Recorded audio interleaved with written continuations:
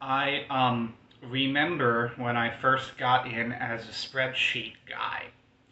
I was right out of college, and my dad set me up, not at his, but a company that I knew of.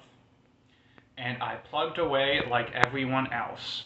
If I didn't type fast, I wouldn't get the money. I didn't hit the buttons hard or anything, and I barely just got through what I needed to do each day.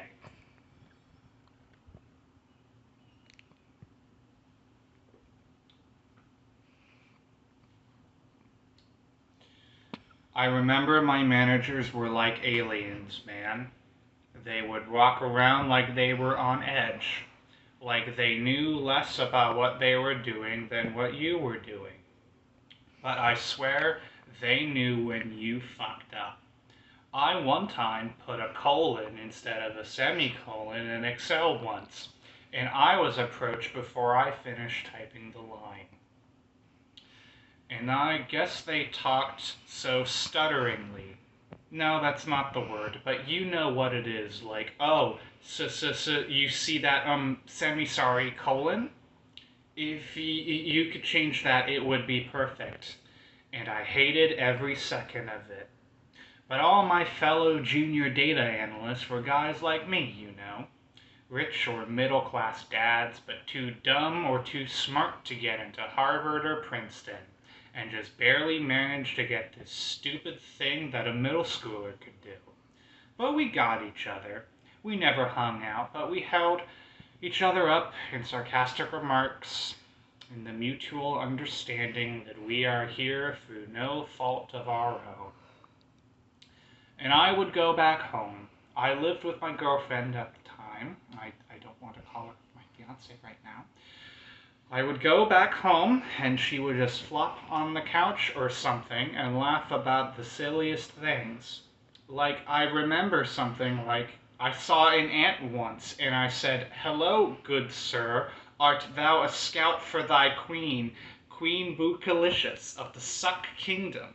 And we wouldn't laugh, but hold a single giggle for like hours, but stuff like that. And we had snacks for dinner and stuff like that.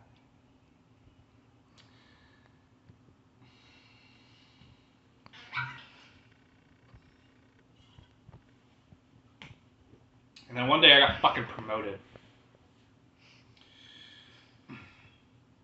And one day I got promoted to the same job the aliens had. And it was weird at first, and then no, it wasn't weird. I was doing the same fucking job I was doing before, except it was like I lost the ability to empathize with these people. They weren't my friends. They weren't anybody that I would even like share a beer with, but that understanding, that ability to empathize with someone else as another human being instantly went away. It was like I no longer gave a single solitary shit about anything they did other than what they did for me. I was fucking alone now.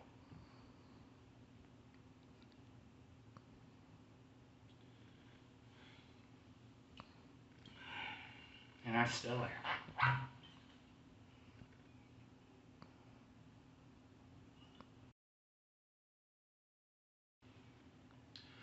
The driver of the ship whipped and yelled at his slaves, "Row, row." He yelled and screamed and beat for the whole day. He loved his misery-making tool. He laughed and loved his high chair which looked on the backs of his ship moving as one. He delighted in every slowing oar to give him the chance of leaping onto the deck and displaying his radiance. And one day his voice gave out. He was sick, and he leaned in his chair, and the men kept rowing, and their misery continued without his orders. They heard the waves crack, and they flinched. I was in my cabin, and the boat was moving, but I couldn't see them make it go. I was now the passenger. I saw the oars out of the window, and they moved by themselves. I heard my slaves get up and walk around the boat, and they moved at the same pace. 100 miles a day. Each man's muscles grew as they rowed and eventually outstretched me.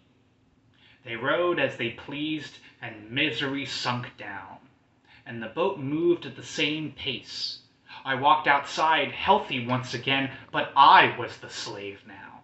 I was the slave to my feeling of mastery. And I whipped again, and the stronger one swam to shore, and the boat finally slowed. Those who were not strong enough to swim stayed and grew weaker again. I could find new men, but the boat was not as fast. The boat was not faster than any of the swimmers who came away from me, who came into their own away from me. My thunderous voice became melancholy, and my wrath soured into indifference and pettiness. I have no home anymore.